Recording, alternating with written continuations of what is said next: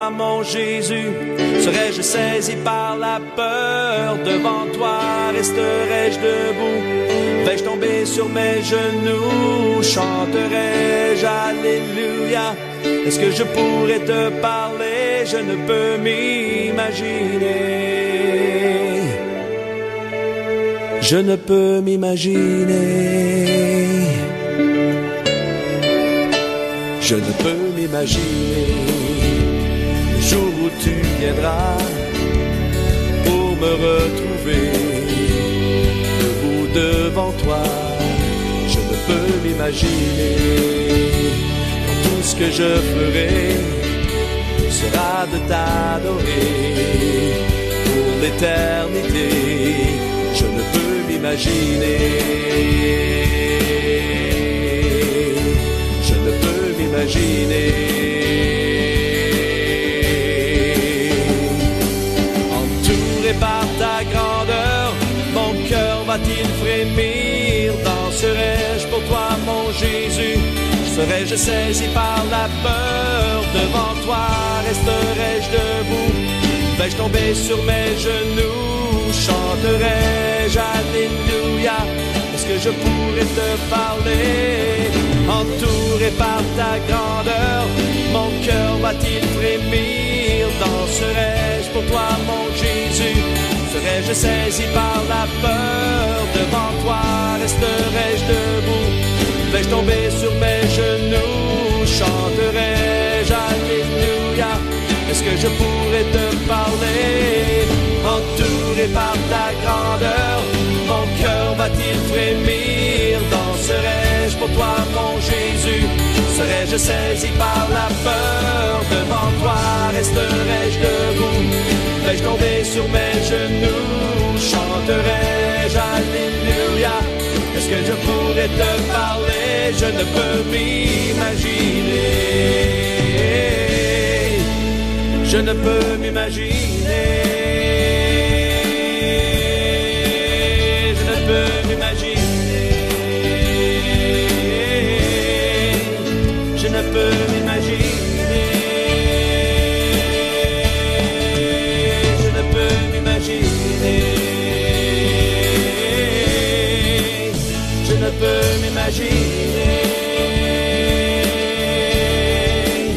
Je ne peux m'imaginer. Je ne peux m'imaginer.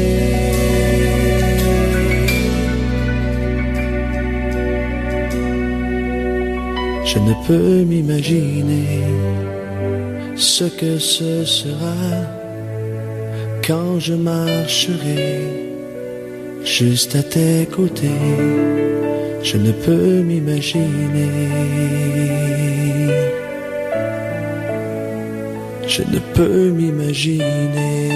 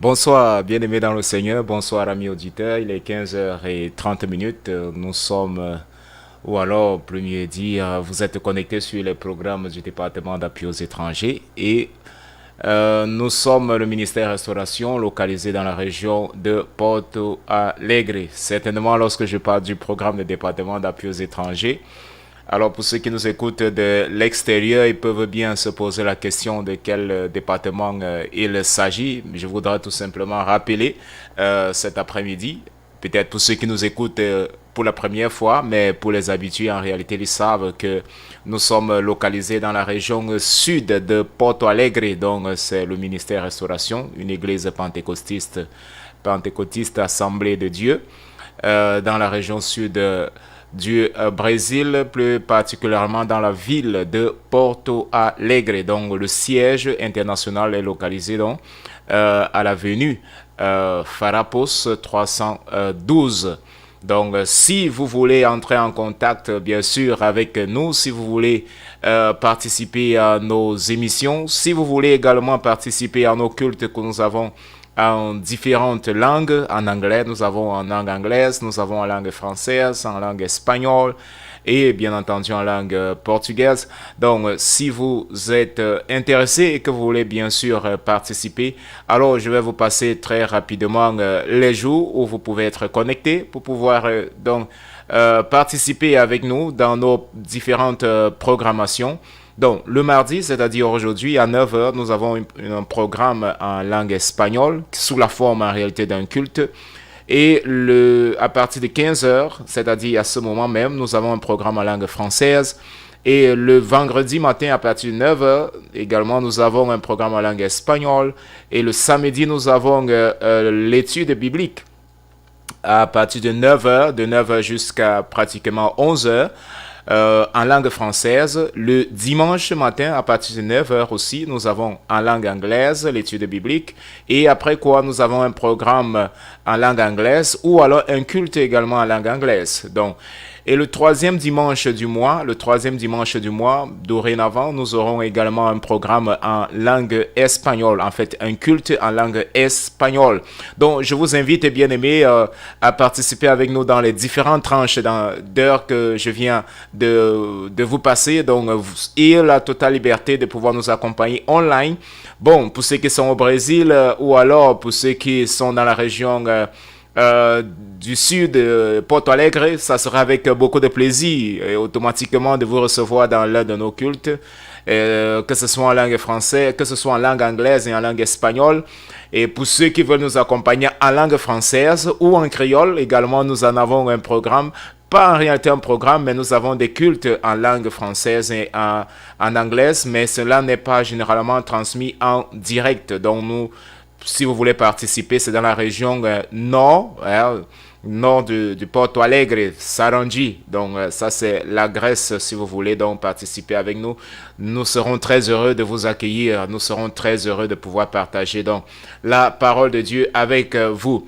Alors ça s'affiche au bas de votre petit écran, que ce soit téléphone ou ordinateur. Vous avez déjà le numéro là, les numéros WhatsApp, et vous pouvez envoyer vos sujets de prière, vous pouvez envoyer vos contributions, si vous avez des questions, si vous avez des doutes, faites-nous les parvenir en réalité par ce numéro de contact. Nous avons aussi une adresse email dans le cas où vous voudrez plutôt nous joindre par email. Nous serons très heureux de pouvoir vous lire. Donc, sentez-vous véritablement totalement et la liberté de pouvoir entrer en contact avec nous. Ça serait bien sûr avec beaucoup de plaisir. Alors, je suis le frère Pascal Silas. Pour ceux qui ne me connaissent pas, je suis de nationalité camerounaise. Je suis au Brésil. Je vis au Brésil. Cela depuis 2014. J'ai fait un break en 2017 où je suis retourné au Cameroun. J'ai passé 6 mois et après quoi en 2018, je suis revenu donc au Brésil. Dès lors, je suis là. Donc, mais je suis de nationalité camerounaise, je ne suis pas brésilien, je suis de nationalité camerounaise. Le Cameroun, c'est je ne vais pas dire ce petit pays, mais c'est un pays environ de 475 000 environ kilomètres carrés, donc c'est pas aussi vraiment un petit. Mais il est localisé, le Cameroun est localisé dans le centre, ou alors dans l'Afrique centrale, disons tout simplement comme ça, l'Afrique subsaharienne. Tout à côté, nous avons le Tchad, nous avons le Gabon, nous avons la République centrafricaine. Au nord, nous avons le Tchad et à l'ouest, nous avons le Nigeria. Donc, nous sommes pays voisins du Nigeria. Alors, ce qui nous intéresse ce soir, cet après-midi, certainement, le thème aussi s'affiche là, vivre une vie d'excellence et d'abondance en Dieu. Mais avant de pouvoir entrer même dans le vif du sujet, j'aimerais que nous puissions une fois de plus confier ce moment dans les mains du Seigneur, prier afin que le Seigneur puisse nous accorder sa grâce, nous donner l'intelligence et la sagesse, et que nous puissions comprendre ce que le Seigneur, le Saint-Esprit, a vraiment à nous enseigner cet après-midi, et que le Seigneur, et que nous soyons davantage édifiés. Seigneur, nous voulons encore une fois de plus te rendre grâce. Nous voulons te dire merci parce que toi seul encore, tu nous as permis d'être là cet après-midi avec tous nos auditeurs, ceux qui sont déjà en contact et ceux-là même qui par la suite vont être connectés pour pouvoir écouter cette programmation. Je te prie dans le nom de Jésus afin que toi seul tu puisses la bénir, que toi seul tu puisses, Seigneur Dieu, leur accorder ta grâce et ta miséricorde et qu'ils puissent, Seigneur Dieu, être édifiés. Conduis-nous encore, Seigneur Dieu, pendant ces prochaines 50 minutes environ que nous avons à passer, Seigneur Dieu, dans l'étude de ces thèmes et que ton Saint-Esprit, Seigneur Dieu, soit avec nous comme à l'accoutumée. C'est au nom de Jésus-Christ que nous te prions, ô Dieu. Amen. Alors, très bien. Dans le mois passé, je voudrais souhaiter déjà un très bon mois, début de mois, en réalité le mois de mars, à tous nos auditeurs, à tous nos bien-aimés dans le Seigneur, ceux qui nous accompagnent. Et nous sommes toujours dans le mois de la pandémie, en réalité depuis l'année passée. Et nous nous rappelons où le lockdown avait été, en réalité, avait été décrété, mais nous rendons grâce à Dieu parce que jusque-là, le Seigneur nous a gardés, comme on le dit, Ebenezer, Ebenezer, jusqu'à présent, dont le Seigneur nous a gardés, le Seigneur nous a protégés. Et je voudrais vous souhaiter, bien-aimés dans le Seigneur, un très bon début de mois de mars de l'an 2021. Et que ce mois soit un mois riche de bénédictions, que ce mois pour vous soit un mois plein de succès, que ce mois soit un mois où vous allez expérimenter des choses nouvelles, que ce mois soit un mois où vous allez être davantage plus proche de Dieu et expérimenter les nouvelles choses qu'il a préparées pour votre vie. Donc, je prononce ces bénédictions sur vous et recevez-le dans le beau et précieux nom du Seigneur Jésus-Christ. Je prie véritablement, bien-aimés dans le Seigneur, que vous entrez dans une autre dimension dans ce mois. Parce que comme nous sommes en train d'étudier, le Seigneur appelle ses enfants à une vie d'excellence. Nous avons été appelés à une vie d'excellence. Alors, dans le mois de février, nous avons donc commencé déjà à parler, à essayer un peu de décortiquer, à parler sur ce thème en réalité, sur l'excellence, Et nous avons en réalité commencé à parler sur la définition même étymologique, c'est quoi l'excellence. Et nous avons comparé en réalité l'excellence dans le monde et l'excellence dans l'Église d'une manière un peu beaucoup plus simple, d'accord ? Je fais juste un résumé pour ceux qui n'étaient pas là, avant de pouvoir entrer dans le vif du sujet, spécialement aujourd'hui. Sinon, il nous faut avoir c'est juste une connexion d'idées, d'accord? Donc, l'excellence, lorsque nous avons parlé de l'excellence, nous avons bien sûr fait la différence entre l'excellence et la perfection. Donc, Dieu nous appelle à l'excellence, mais Dieu ne nous appelle pas, en réalité, la perfection, en réalité, ça serait une utopie, parce qu'il n'y a personne qui peut être parfait. L'être humain n'est pas parfait, parce que, en réalité, l'être humain, pour nature, il est un être faible et limité, d'accord? Donc, si nous sommes limités, si l'être humain est une personne limitée, alors elle ne peut pas automatiquement accomplir des choses parfaites. Mais lorsque nous parlons donc de l'excellence, oui, cela est possible d'atteindre l'excellence. Et Dieu nous invite à atteindre l'excellence. Alors, ne confondons pas les termes. C'est vrai que la Bible nous dit « Soyez parfaits comme votre Père est parfait ». Mais ce n'est pas en réalité dans le sens que, ok, la perfection selon la parole de Dieu, ce n'est pas en réalité être sans péché, d'accord? Donc voilà pourquoi nous avons limité en réalité notre étude et nous parlons plutôt de l'excellence. Alors, nous avons dit qu'il est très simple.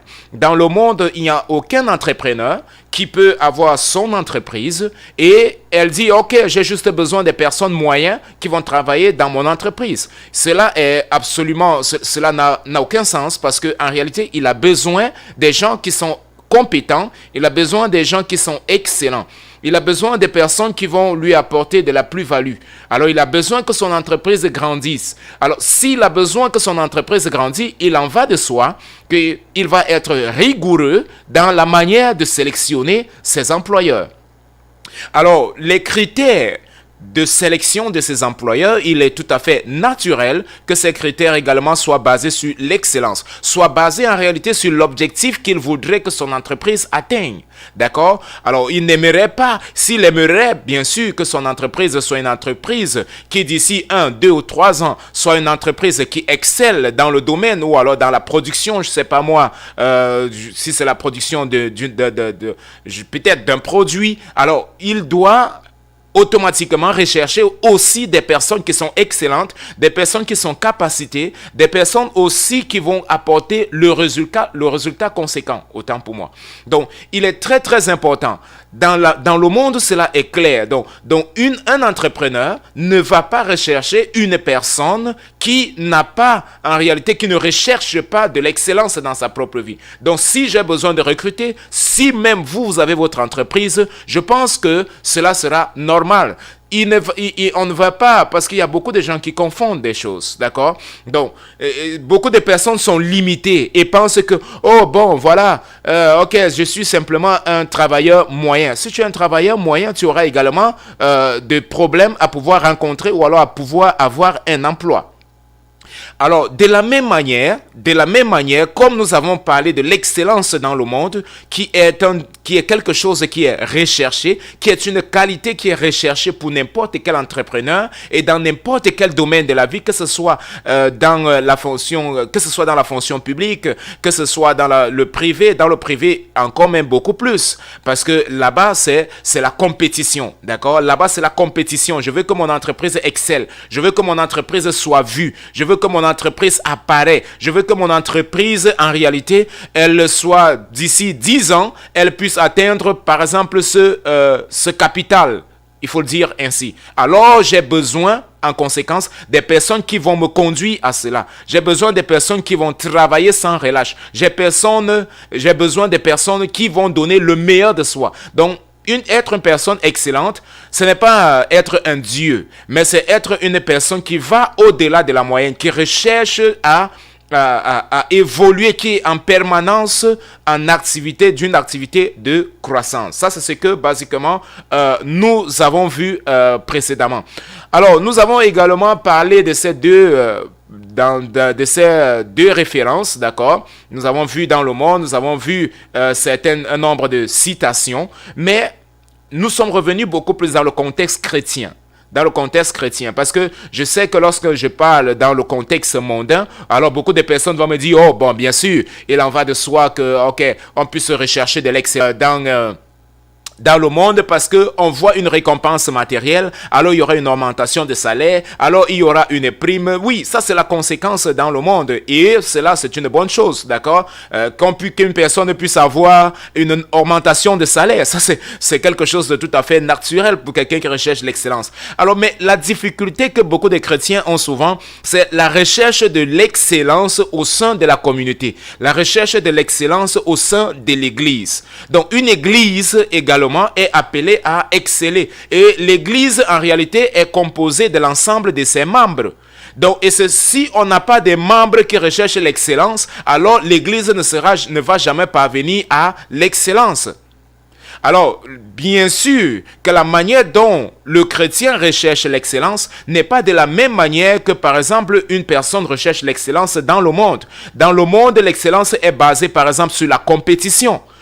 Comme je vous ai cité, par exemple, une entreprise qui veut exceller, c'est tout simplement parce qu'elle se compare à une autre entreprise et elle a un objectif à atteindre. Elle dit, ok, je voudrais à la fin d'année être considéré tout simplement comme une entreprise qui est au-dessus de telle ou de telle autre entreprise. Mais à l'église du Seigneur Jésus-Christ, ce n'est pas cela. Nous n'excellons pas en réalité parce que nous voulons apparaître, parce que nous nous comparons à d'autres personnes, nous nous comparons aux frères de l'église, aux sœurs de l'église ou même à une autre église. Le Seigneur ne nous appelle pas à exceller pour pouvoir nous comparer à une autre église ou alors à nous comparer avec des frères ou des sœurs de l'église. D'accord? Donc, voilà pourquoi le premier pas que le Seigneur nous a dit, ok, lorsque vous voulez faire quelque chose, je vous appelle à l'excellence. Dieu appelle le chrétien à l'excellence, cela est clair. Mais qu'est-ce qui doit me motiver? Quelle doit être ma motivation? Est-ce que ma motivation, elle est basée sur mon prochain? Est-ce que ma motivation, elle est basée sur le pasteur? Est-ce que ma motivation, elle est basée sur quelqu'un d'autre? Est-ce que ma motivation est basée sur l'environnement qui m'entoure? Parce que nous avons vu déjà dans les éditions passées que si notre motivation, elle est influencée par notre environnement, si notre recherche de l'excellence, elle est influencée par notre environnement, automatiquement, nous allons nous arrêter dans ce processus, ou alors dans ce procès, en anglais c'est procès, mais dans ce processus de recherche permanente de l'excellence. Amen. Donc, cela est très très important, que si je recherche dans l'excellence, alors ma recherche de l'excellence n'est pas une comparaison avec un frère, n'est pas une comparaison avec une sœur, mais frère Silas, c'est une comparaison avec qui? La Bible nous dit, tout ce que nous faisons, faites-le pour la gloire de Dieu. Amen. Donc maintenant, dans 1 Corinthiens, le chapitre 10, le verset 31, nous avons lu la dernière fois. L'apôtre Paul nous dit, qu'est-ce que vous mangez, que vous buvez, faites toutes choses pour la gloire de Dieu. Alors le chrétien est appelé à rechercher l'excellence. Pourquoi? Parce qu'il recherche la gloire de Dieu. Donc, dans notre quête permanente de recherche de l'excellence, alors nous sommes appelés à rechercher l'excellence pour que le nom du Seigneur soit glorifié. Dans l'église, je recherche l'excellence dans ce à quoi Dieu m'a appelé à être, ce à quoi Dieu t'appelle à pouvoir faire. Tu dois pouvoir exceller à cela. Si Dieu t'a appelé à être un moniteur du culte d'enfants, si Dieu t'a appelé à diriger un groupe, tu dois tout faire pour rechercher à exceller dans cela.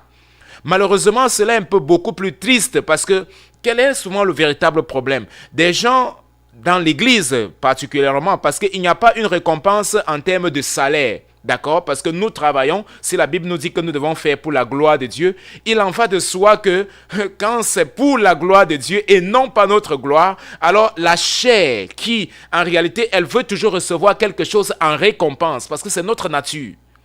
Notre nature charnelle, elle veut recevoir des appréciations. Elle veut recevoir une récompense. Voilà pourquoi dans le monde, il y a donc les récompenses. Il y a des primes, il y a l'augmentation des salaires, il y a beaucoup d'autres choses. Mais dans l'église, Dieu dit non.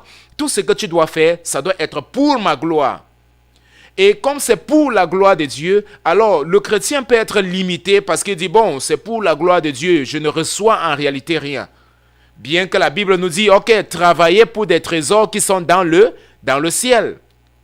Alors, comme les trésors ne sont pas sur la terre, alors beaucoup de personnes vont dire, bon, voilà, c'est dans le ciel, mais c'est un peu abstrait. Mais en réalité, le chrétien sait que ce n'est pas abstrait. Il sait que cela est vrai. Parce que nous avons des témoins. La Bible dit, nous sommes environnés, dans le livre d'Hébreux, que nous sommes environnés par des témoins. Ça veut dire que cela est une réalité. Donc, la recherche de l'excellence, la Bible dit, tout ce que tu dois faire, frère, à l'église ou en dehors de l'église, fais-le pour la gloire de Dieu. Si tu le fais pour la gloire de Dieu, si ton objectif c'est pour la gloire de Dieu, alors tu ne seras pas frustré dans ta recherche permanente et dans ta quête permanente à l'excellence. Donc, ça, c'est ce que nous avons étudié. Ça, c'est ce que nous avons vu dans les thèmes passés en réalité. Et le mardi passé, j'ai parlé un peu des obstacles. Quels sont les obstacles à la recherche de l'excellence? La première des choses, j'ai dit, c'est notre chair. Le premier obstacle à la recherche de l'excellence, c'est notre chair. Vous savez, beaucoup de personnes aiment ce que nous avons appelé le conformisme. Voilà pourquoi l'apôtre Paul nous dit dans Romains le chapitre 12, le verset 1, « Je vous exhorte donc frères par les compassions du Seigneur Jésus-Christ à offrir votre corps comme un sacrifice vivant, saint et agréable à Dieu, ce qui est de votre part un culte rationnel. » Et le verset 2 nous dit, « Et ne vous conformez pas au siècle présent, mais soyez transformés par le renouvellement de l'intelligence. » Donc, le conformisme, c'est quelque chose qui est naturel, c'est quelque chose qui est scié à l'être humain. Parce que l'être humain n'aime pas sortir de sa zone de confort. L'effort, il faut toujours aller au-delà de sa volonté charnelle. Parce que la chair, elle ne veut rien faire. Ce qu'elle veut faire, c'est tout ce qui est contraire à la volonté de Dieu. Mais Dieu nous dit, ok, vous n'êtes pas appelés à vous conformer. Vous n'êtes pas appelés à stagner. Dieu ne veut pas des personnes qui vont stagner. C'est-à-dire rester là sur un plateau. Il n'avance pas. À la limite, que si quelqu'un n'avance pas, en réalité, elle automatiquement, d'ici peu, elle va rétrocéder. Et la Bible nous dit, nous ne sommes pas de ceux qui rétrocèdent, nous ne sommes pas de ceux qui reculent, mais nous sommes plutôt de ceux qui avancent. Donc, nous sommes toujours appelés à avoir cette vision-là. Lorsque j'examine ma vie, frère, quand tu t'arrêtes, tu examines ta vie. Moi, je le fais souvent, très souvent, mais Dieu nous appelle, je le fais très souvent à la fin d'année. Je m'arrête, je dis, bon, quel est le bilan de ma vie? Ce que j'étais l'année passée et ce que je suis maintenant.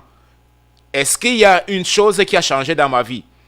Est-ce que ma manière d'enseigner a changé? J'ai été appelé à faire ceci, j'ai été appelé à faire cela. Est-ce que véritablement je sens qu'il y a une croissance? En réalité, nous devons le faire en permanence. Parce que celui qui recherche l'excellence, il doit pouvoir faire une auto-évaluation. La personne doit, après un certain temps, s'auto-évaluer et regarder et dire, mais comment est ma vie actuelle? Ce que je suis en train de vivre actuellement, est-ce que c'est ce que je vivais dans le passé? Est-ce qu'il y a eu un X si auparavant c'était un X comme on dit souvent en mathématiques? Si c'était X l'année passée ou c'était X la semaine passée, est-ce que cette semaine j'ai un X plus quelque chose? X plus 1, X plus 2? Est-ce que je suis en train de sentir que je suis en train de grandir dans ce à quoi Dieu m'a appelé à pouvoir le faire? Donc, il est très très important, sans cette auto-évaluation, bien aimé, je suis en train de parler d'une auto-évaluation. Parce que comme nous avons vu, les grands obstacles, c'est non seulement ce conformisme, mais également c'est se comparer aux autres. Quelqu'un qui se compare à d'autres personnes, c'est quelqu'un qui ne va pas aller loin. Parce que la personne haute, c'est qui est sûre. Tu vas toujours regarder des personnes, ta chair va toujours t'amener à regarder des personnes qui sont moins performantes que toi. Alors tu vas toujours tout le temps penser que tu es mieux qu'eux. Mais en réalité, tu n'es pas en train de grandir. Si ton standard, c'est d'autres personnes qui sont stagnants, qui n'avancent pas, alors ce qui est sûr est que toi-même, tu ne vas pas avancer. Mais si ton standard, il va au-delà de ceux qui stagnent, si ton standard, c'est rechercher l'excellence, alors il en va de soi que tu vas évoluer. Il en va de soi que tu vas grandir. Il en va de soi que ta vie va changer. Donc, il est très, très important. Nous ne pouvons pas être limités au conformisme. Nous ne pouvons pas évoluer dans une vie de conformisme. Il y a des gens, c'est comme si des gens ne sont pas fatigués de pouvoir vivre une vie de conformisme. Quelqu'un est là, ça fait 10 ans, tu lui demandes, mais frère, comment ta vie là, depuis que tu es là, mais il dit, oui, frère, comme tu vois là, vraiment c'est comme ça que je suis. Mais comment c'est comme ça que tu es? Tu dois pouvoir t'auto-évaluer et regarder que, mais voici ma situation est comme ça, et dire, non, mais je ne veux plus vivre de cette manière. Il faut que cela prenne fin, il faut que je fasse quelque chose, sinon, mais je ne peux pas mourir de cette manière. Dieu ne m'a pas appelé à cela. Il y a beaucoup de personnes qui accusent leur passé. Il y a beaucoup de personnes qui jettent la responsabilité sur d'autres personnes. Vous savez, tout le monde fait ça, même un petit bébé. J'ai toujours dit que c'est très facile de critiquer. Critiquer, tout le monde le fait. Mais maintenant, lorsque tu mets la personne à pouvoir travailler, alors il ne peut pas. Travailler, ce n'est pas tout le monde qui le fait. Critiquer, tout le monde le fait. Alors, je ne suis pas en train de dire que la critique n'est pas une bonne chose. La critique constructive est une bonne chose. Si tu critiques dans le sens d'améliorer, alors ça, c'est une très bonne chose. C'est excellent. Parce que c'est la critique qui va amener à l'excellence. Amen. La critique, automatiquement, lorsqu'elle est constructive, elle va nous conduire à une vie d'excellence. Lorsque je vais m'auto-critiquer moi-même déjà, avant de recevoir les critiques des personnes environnantes, des critiques des personnes qui m'entourent, bien sûr, pas de n'importe qui. Je dois pouvoir connaître si la personne qui me critique, si sa critique vraiment a de la valeur. Si sa critique, c'est vraiment pour m'amener à grandir. Parce que beaucoup de personnes, parfois, ils critiquent tout simplement pour t'amener à te décourager et à laisser ce à quoi Dieu t'a appelé à pouvoir faire. On va dire, oh, mais tu recherches trop la sainteté, c'est pas une trop bonne chose, et puis on va te critiquer pour cela. Non, ça, c'est pas une critique constructive. Mais si on te critique parce que tu es en train d'aller un peu en dehors, d'accord, du chemin que Dieu a préparé pour toi, alors donne gloire à Dieu parce que tu vas revenir progressivement à cette vie d'excellence. Parce que le plan que Dieu a établi pour chaque être humain bien-aimé dans le Seigneur, je voudrais rappeler encore une fois de plus que ce plan est un plan d'excellence. C'est un plan d'excellence. Dieu veut que nous marchions dans l'excellence. Alors, maintenant, je fais ce lien du thème que j'ai donné. La vie d'abondance. L'excellence conduit à l'abondance. Frère, on ne peut pas vivre l'abondance sans exceller. Les deux sont liés. Et bien sûr, dans les prochaines éditions, parce que ce mois, nous allons beaucoup plus parler de la vie d'abondance. Et nous allons définir c'est quoi l'abondance. À la lumière de la parole de Dieu, nous allons voir. Mais je voudrais déjà faire en réalité ce pont-là, cette transition entre le thème que nous avons étudié le mois passé sur l'excellence et l'abondance. Parce que ce mois, nous allons étudier la vie d'abondance en Dieu. La vie d'abondance en Dieu. Alors maintenant, dans ce contexte d'excellence et d'abondance, il n'y a pas en réalité d'abondance sans une vie d'excellence. L'abondance en réalité est tout simplement une conséquence de l'excellence dans la vie du chrétien. Bon, vous allez me dire, mais comment est-ce que tu le prouves cela? Nous avons déjà lu un certain nombre de textes, mais je voudrais donc revenir, peut-être pour ceux qui n'étaient pas là. Ouvrons dans nos Bibles, dans le livre de Matthieu, le chapitre 25. Pour moi, je pense que c'est un texte vraiment très fondamental qui nous amène à comprendre ce à quoi Dieu il attend de chacun de nous. J'ai fait aussi cette différence entre la grâce, d'accord, et le travail. Il est clair que lorsque nous parlons de l'excellence, beaucoup de personnes vont dire « Ah, mais si tu dis que nous devons exceller, ça veut dire que nous devons travailler. » Il en va de soi que nous devons travailler. Et si nous travaillons, ce n'est plus la grâce. Nous allons faire cette différence de manière claire. Dans la parabole des talents, dans le livre de Matthieu, le chapitre 25, à partir du verset 14, c'est une histoire qui est assez connue.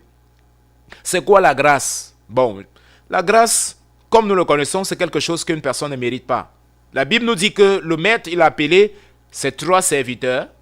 Il a donné à chacun selon sa capacité, soulignez bien, selon sa capacité. La Bible ne nous dit pas que les serviteurs méritaient, pas du tout.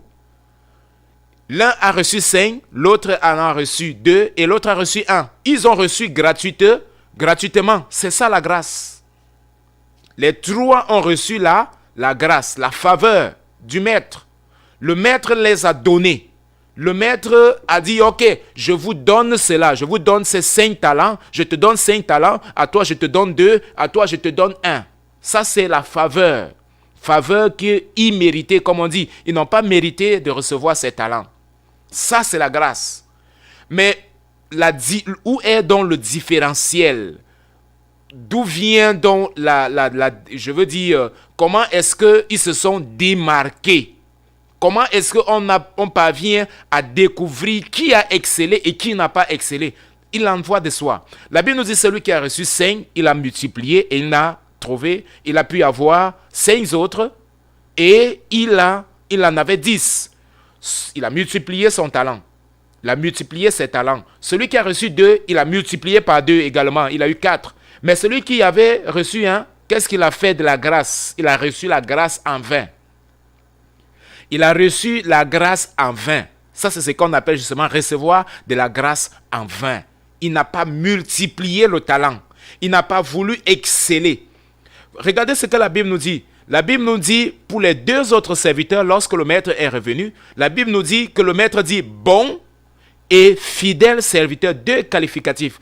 Ils sont bons et ils sont fidèles. Et regardez ce que le maître dit comme conséquence. Ok, vous avez été fidèle en peu de choses. Voici, je vous placerai ou je vous en donnerai davantage. Ça, c'est ce que nous trouvons. Regardez ce que le verset 21 nous dit. C'est bien, bon et fidèle serviteur. Tu as été fidèle en peu de choses. Je te confierai beaucoup. Pourquoi? Parce que ces 2 serviteurs, c'est le même résultat en réalité que les 2 ont reçu. Ils ont été fidèles en peu de choses. Et le maître dit, ok, vous avez été fidèles en peu de choses, alors je vais vous confier davantage. Désolé. Regardez maintenant la conclusion au verset 29. Nous sommes dans Matthieu, le chapitre 25, le verset 29. Regardez ce que le maître dit. Car on donnera à celui qui a, et il sera dans l'abondance. Mais à celui qui n'a pas, on notera même ce qu'il a. À celui qui a, on adonnera pour qu'il soit dans l'abondance, mais à celui qui a été mauvais, comme le maître l'a qualifié, qui a été infidèle, qui était paresseux, parce que c'est ça le qualificatif, paresseux, méchant et paresseux serviteur. Il était méchant et il était paresseux. Donc, nous voyons que la paresse est un ennemi de l'excellence. Nous avons vu que le conformisme est un ennemi de l'excellence, la paresse est un ennemi de l'excellence, la comparaison est un ennemi de l'excellence. Et la comparaison, la Bible dit, nous devons nous comparer seulement envers nous-mêmes. Frère, si Dieu t'a appelé à pouvoir tu chantes, tu es un chantre, tu chantes bien à l'église, mais tu n'as pas le droit, tu n'as pas sujet de te glorifier à cela. Tu dois prier le Seigneur afin de pouvoir exceller. Si tu peux faire un cours de chant, de musique, fais. Pour pouvoir exceller dans ce que tu fais. Fais-le. Mais ne le fais pas parce que tu veux venir impressionner les gens. Parce que tu veux venir impressionner les autres frères. Parce que tu veux venir impressionner les autres sœurs avec ta voix. Non. Si tu peux davantage rechercher, fais-le. Excelle dans ce domaine. Dieu t'a appelé à l'enseignement. Excelle dans ce domaine. Étudie. Et si tu peux étudier le grec, étudie l'hébraïque, l'aramaïque, étudie, va, achète un dictionnaire, achète les bibles d'études. Moi, j'en ai plusieurs. Achète, va, étudie, lance-toi, recherche l'excellence. Pour que lorsque les gens t'écoutent, les gens soient toujours captivés par ce que tu es en train de dire. Pas qu'ils sont captivés parce que tu es très éloquent, mais par la connaissance. Bon, regardons ce que l'apôtre Paul nous dit également dans Philippiens, parce que lorsque j'ai parlé de la connaissance, allons plutôt dans 1 Corinthiens. Je cours avec le temps, parce que nous n'avons que, en réalité, 50 minutes. Mais lisons un peu ce que l'apôtre Paul nous dit dans 1 Corinthiens. Pour ceux qui ont les Bibles, vous pouvez ouvrir vos Bibles. Bon, je vais prendre la deuxième référence. Je vais prendre plutôt 2 Corinthiens. 2 Corinthiens. Prenons donc 2 Corinthiens.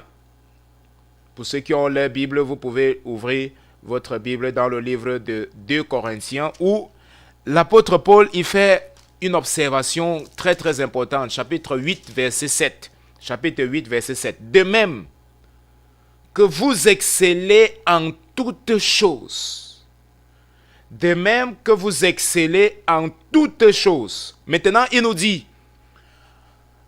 spécialement pour les chrétiens, quels sont les différents domaines auxquels nous sommes appelés à exceller. Il dit, nous devons exceller en foi. Nous sommes dans 2 Corinthiens, le chapitre 8, le verset 7. 2 Corinthiens, le chapitre 8, verset 7. Si vous avez votre Bible, vous pouvez l'ouvrir. 2 Corinthiens, chapitre 8, verset 7. De même que vous excellez en toutes choses, en foi. Comment est ta foi aujourd'hui? Comparé par exemple à ta foi, à la foi que tu avais hier, à la foi que tu avais, je ne sais pas, 1 an, 2 ans auparavant. L'apôtre Paul dit, nous devons exceller en foi. Nous devons exceller en parole. Nous devons exceller en connaissance. Le troisième point, c'est cela que je souligne, en connaissance. Dieu veut en réalité que nous grandissons en connaissance, la connaissance de sa parole. La connaissance des Saintes Écritures. Ça veut dire que, comme je dis, ta manière d'enseigner doit être différente de comme, par exemple, tu enseignais 2, 3, 4 ans auparavant. Cela doit être différent. On doit pouvoir ressentir en réalité qu'il y a une croissance en toi. Il y a une révélation. Et comme je dis, ce n'est pas que tu te compares en réalité à quelqu'un. Tu n'es pas en train de le faire parce que tu veux te comparaître à quelqu'un. Tu le fais parce que Dieu t'a appelé à pouvoir le faire. Parce que Dieu veut que tu excelles dans cela. Parce que c'est un corps. La Bible dit que l'Église, en réalité, c'est un corps. Dieu a donné les uns comme apôtres. Dieu a donné les uns comme pasteurs, comme maîtres, comme prophètes, évangélistes. Chacun a été appelé à un ministère. Et Dieu veut, en réalité, que nous puissions exceller dans ce ministère. Que tu dois exceller dans ce ministère. Que moi, je dois exceller dans ce ministère. Exceller, comme j'ai dit, c'est donner le meilleur de moi-même. Frère, tu peux donner le meilleur de toi-même et tu n'as pas besoin de te comparer qu'à d'autres. Dieu a donné à chacun selon sa capacité. Frère, celui qui avait reçu 2 talents, je voudrais qu'on soit clair. Celui qui avait reçu 2 talents, regardez, il a eu la même... Regardez comment Dieu est juste. Parce que cette parabole des talents, en réalité, nous montre que le maître, c'est le propre Seigneur. Les deux ont reçu les mêmes qualificatifs. Bon et fidèle serviteur. Celui qui avait reçu 5, il a multiplié par 2, il a eu 10. Le maître a dit, tu es un bon et tu es un fidèle serviteur. Tu as été fidèle un peu, voilà, je vais te donner plusieurs. Je vais te placer, tu vas diriger beaucoup. Le deuxième, il avait reçu également 2. Il n'avait pas reçu 5 comme l'autre. Dans l'église, frère, Dieu, il l'a donné à chacun selon sa capacité. Il a donné à l'un 1, à l'autre demi, à l'autre 3, à l'autre 4, à l'autre 10, ainsi de suite. Et Dieu n'attend pas que celui qui a reçu 1 puisse en avoir 100, puisse en avoir autant que celui qui a reçu par exemple 5. Non. Le maître n'attendait pas que celui qui avait reçu 2 puisse multiplier et avoir maintenant 10 comme celui qui avait reçu 5. Non. Parce qu'il a reçu selon sa capacité et il a excellé selon la capacité qu'il a reçue. Donc, bien aimés, nous sommes appelés à exceller. Voilà pourquoi nous ne pouvons pas nous comparer, devons nous comparer à personne d'autre dans l'église. Dans ce à quoi nous avons été appelés, nous ne pouvons pas nous comparer à quelqu'un. Parce que regardez, cette parabole des talents nous montre que chacun reçoit différemment. Dans les dons spirituels, dans 1 Corinthiens au chapitre 12, dans 1 Corinthiens au chapitre 14, la Bible nous dit que le Saint-Esprit, il donne les dons spirituels à chacun comme il veut. Il les distribue, c'est en réalité ça la parole. Il les distribue à chacun, d'accord, selon ce qu'il veut. Donc, frère, si j'ai reçu le don d'enseignement, je ne dois pas me mettre à me comparer à quelqu'un qui a reçu, par exemple, le don de prophétie. D'accord? Bien que dans un sens, quand on dit prophétie, prophétie, qui signifie en réalité la prédication, c'est aussi dans un sens d'enseignement. D'accord? Mais quand je parle de prophétie, c'est en réalité parler, bien sûr, de la part de Dieu en annonçant à l'Église ce qui est sur un sujet bien déterminé. Parce que la Bible dit que quand il n'y a pas de prophétie, le peuple s'égare. Quand il n'y a pas de prophétie, le peuple s'égare. Donc Dieu a donné, pourquoi la Bible dit Dieu a donné à l'Église, certains comme apôtres, certains comme prophètes, certains comme pasteurs, certains comme évangélistes, certains comme moniteurs du culte d'enfants, certains comme dirigeants dans le groupe de louanges, certains comme dirigeants dans le groupe de musique, ou alors le groupe de louanges des instruments, et ainsi de suite. Dieu a donné à chacun selon son talent. Et Dieu ne voudrait pas, il n'aimerait pas qu'on puisse se comparer à quelqu'un. Ça ne serait pas la recherche, c'est ce qui va limiter en réalité la recherche de l'excellence. Et Dieu n'attend pas de toi que en même temps, tu sois un bon musicien, un bon chanteur, un bon prédicateur, un bon ceci, un bon maître, un bon... Non, c'est pas ça. Ce n'est pas ça. Là où Dieu t'a appelé, là où Dieu t'a placé, alors excelle dans ce domaine. Ne regarde pas en arrière, ne regarde pas à tes prouesses, ne regarde même pas tes succès. Parce que j'ai dit, nous avons vu également que l'un des problèmes, l'un des obstacles, c'est que beaucoup de gens se limitent à leur passé. Beaucoup de personnes se limitent à leur passé.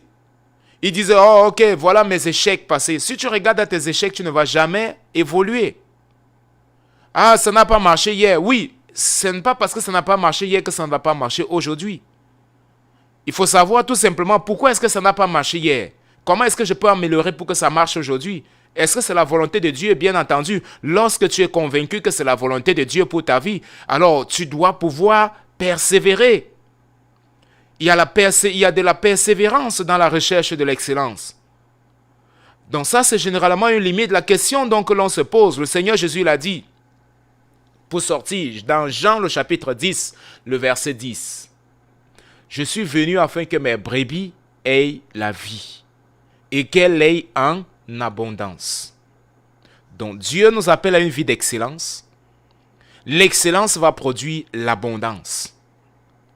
Le Seigneur dit, je suis venu afin que mes brebis aient la vie et qu'elles aient cette vie-là en abondance.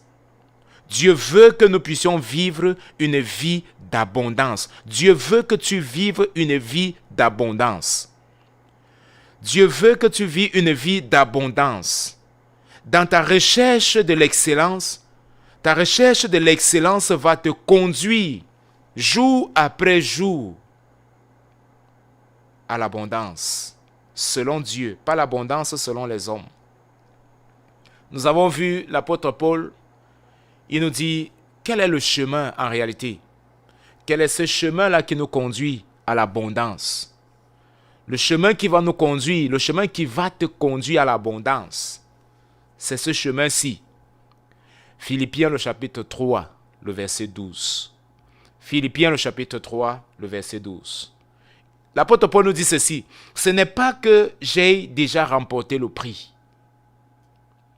Il y a beaucoup de personnes que lorsque quelque chose arrive, c'est-à-dire, bon, voilà, ils ont pu avoir un succès dans quelque chose, alors ils disent que non, pour eux c'est déjà bon. Ok, le niveau que j'ai déjà là, c'est un niveau, c'est bon. Pour moi, ça va, c'est bon, gloire à Dieu, alléluia. Et puis on commence à chanter, alléluia, Dieu est bon, Dieu est bon, Dieu est bon. Dieu est bon. Mais l'apôtre Paul dit, ce n'est pas que j'ai déjà remporté le prix. Je n'ai pas encore remporté le prix. Ce n'est pas que j'ai déjà atteint la perfection. Non.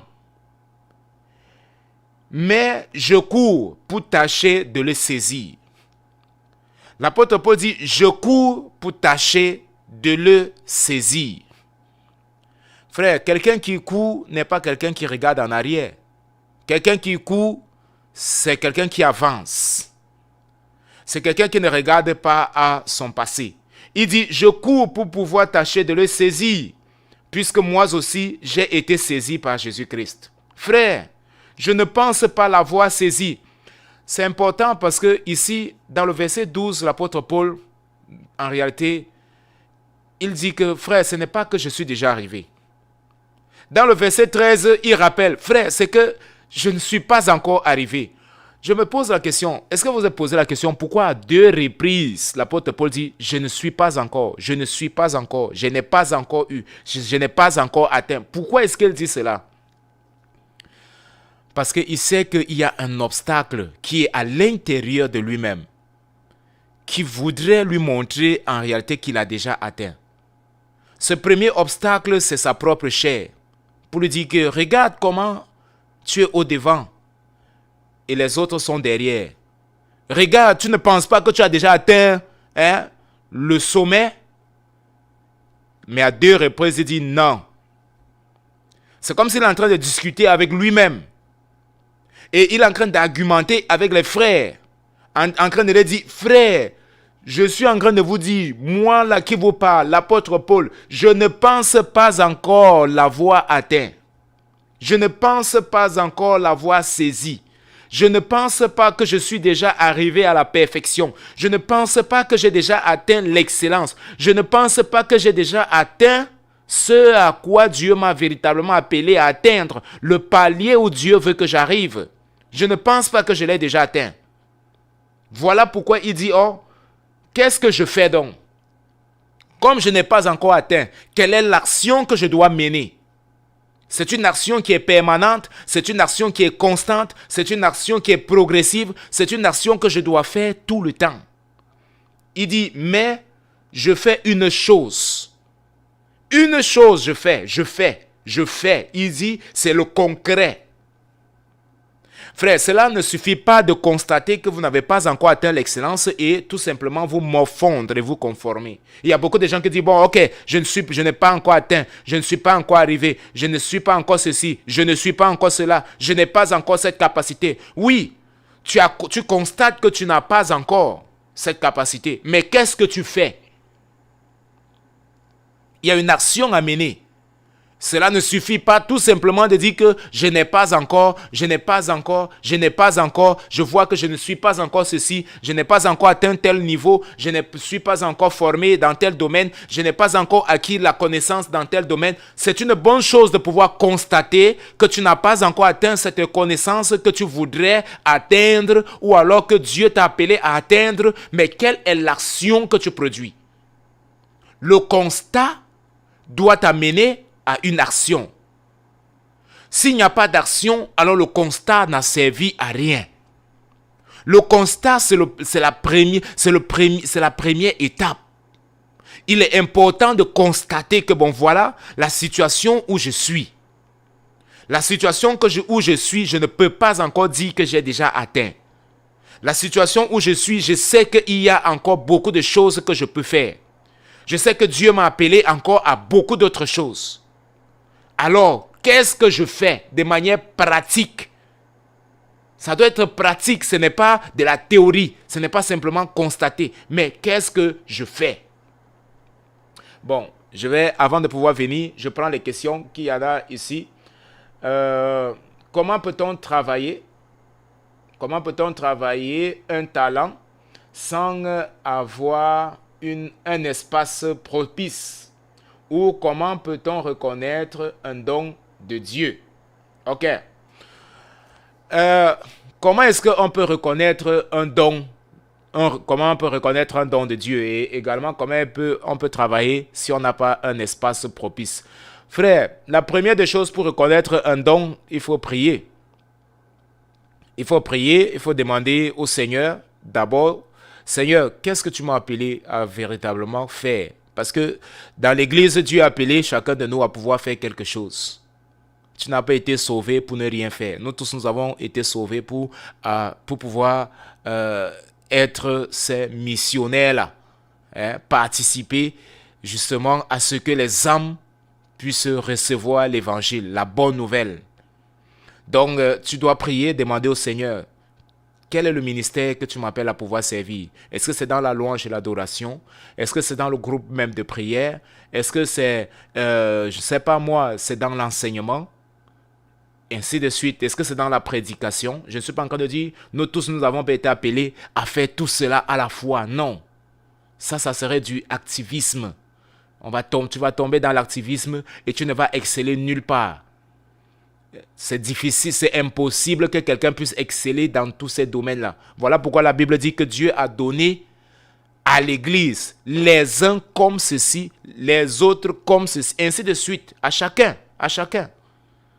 Dieu a donné à chacun. Dieu n'a pas pris tous les 5 dons ministériels et puis l'a donné à une seule personne. Non, il a donné pour que ce soit en harmonie. Donc, prie le Seigneur. Demande au Seigneur, Seigneur, tu m'as appelé véritablement à faire quoi? Et le Seigneur va te révéler. Le Seigneur va te montrer ce à quoi il t'a appelé à pouvoir faire, le servir. Que ce soit dans la louange et l'adoration, que ce soit maintenant dans l'enseignement. Alors, quand le Seigneur va te révéler, alors dédie-toi à cela. Dédie-toi à cela. Et toi-même déjà, tu peux percevoir. Lorsque tu étudies la parole, c'est clair. Lorsque tu étudies la parole, lorsque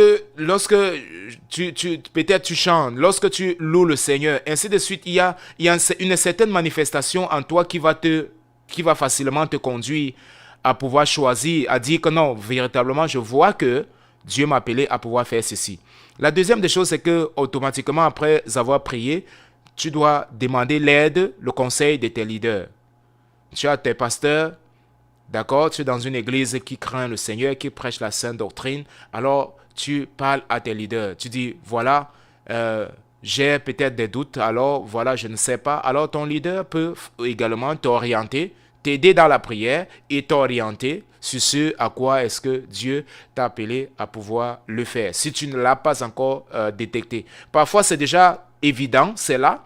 Et simplement, ton leader va dire, mais Dieu t'a appelé à pouvoir être dans le groupe de louange et d'adoration. Dieu t'a appelé à l'enseignement et ainsi de suite.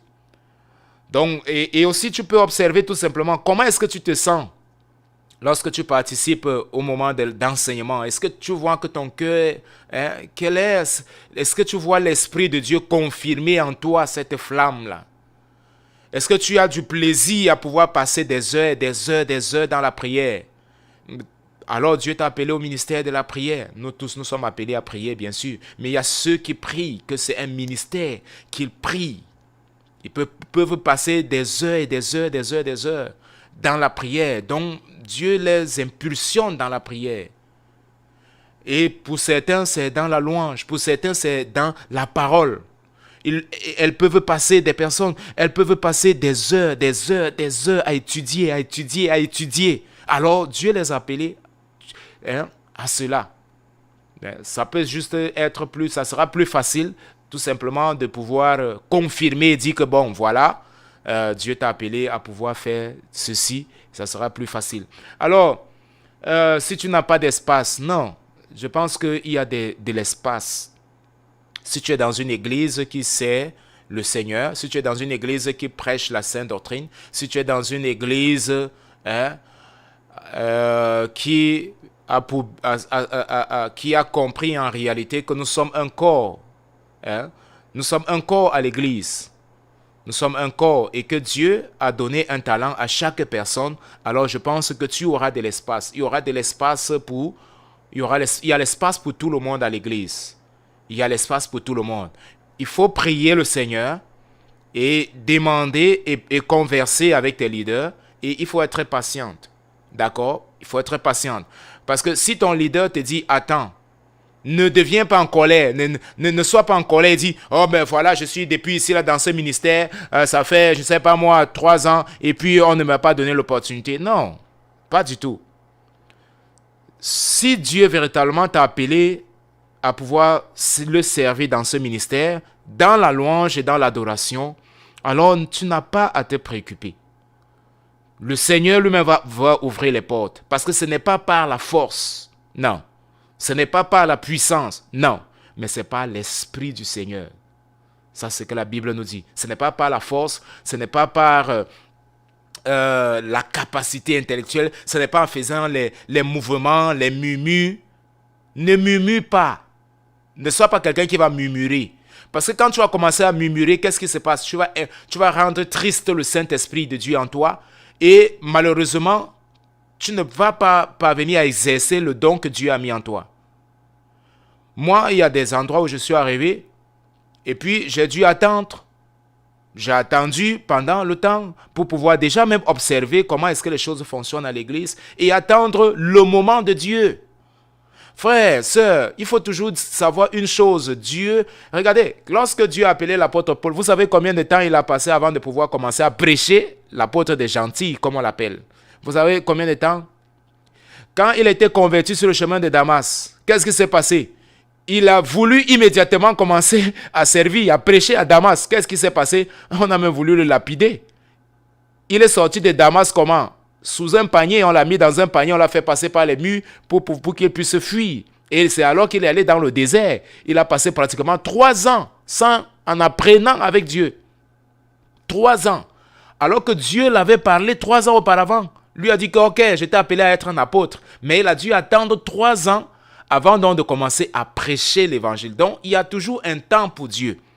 Si tu veux être pressé, alors tu vas gâcher ton temps. Tu vas gâcher le don que Dieu t'a donné.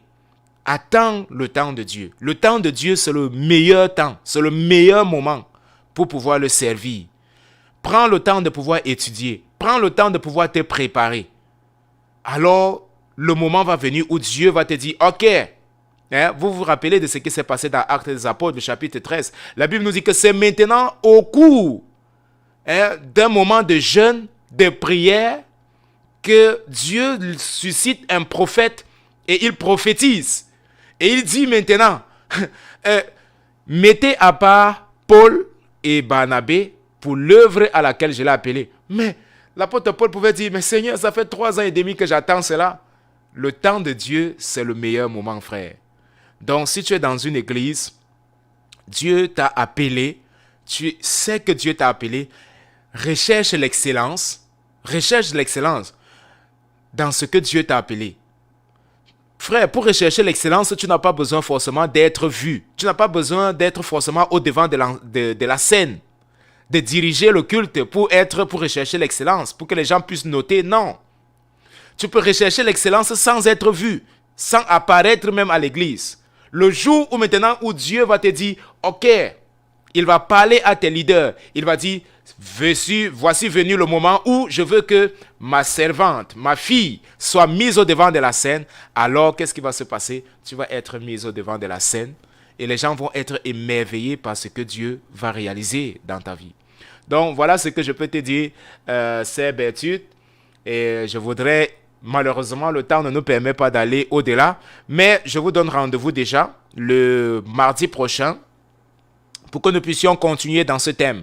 Vivre une vie d'abondance. C'est quoi la vie d'abondance en Dieu? Comment vivre la vie d'abondance en Dieu? Ce sera notre prochain thème. Je voudrais remercier bien entendu tous ceux qui ont été avec nous cet après-midi. Berthude bien entendu. Guirline également. La sœur Guirline, que le Seigneur bénisse Guirline. Myrline également qui était avec nous. La sœur Yvonnette avec nous. Francieli.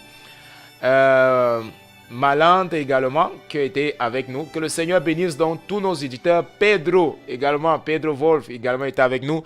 Et la sœur Tainé qui était à la cabine technique. Elle n'est pas trop souriante aujourd'hui, mais je sais certainement parce que nous avons passé de 2 minutes.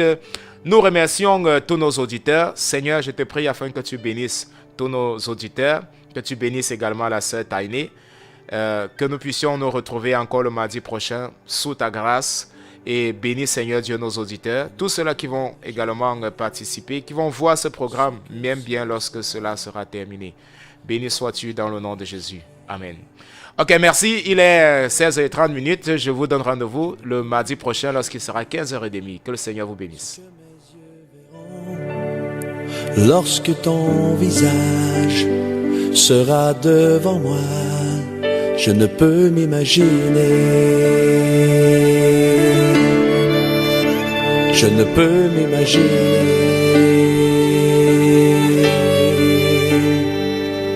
Entouré par ta grandeur.